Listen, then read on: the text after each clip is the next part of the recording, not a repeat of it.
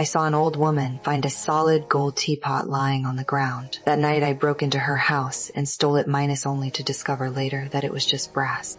A few days after that, I was curling my hair and accidentally burned myself, and the teapot sitting next to me suddenly started shaking.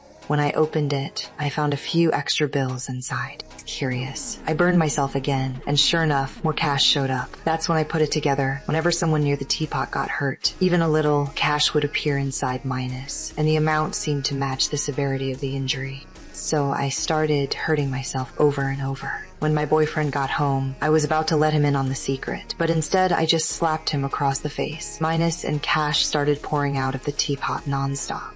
Once I explained everything, he didn't buy it at first. He figured it was some elaborate prank.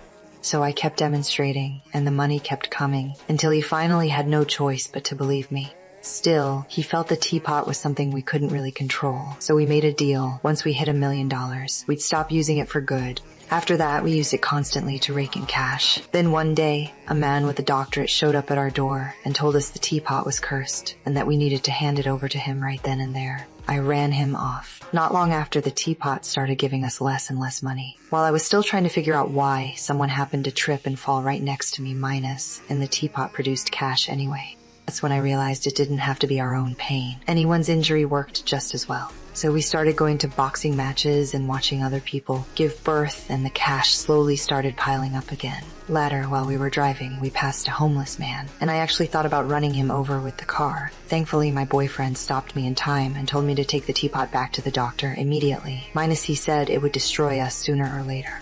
I got furious and screamed at him, and right at that moment, a huge wad of cash came spilling out of the teapot. We were both stunned minus no one had gotten hurt, so how could the money just appear out of nowhere? Then it hit me. I turned to my boyfriend and started saying the cruelest things I could think of, and sure enough, more cash followed.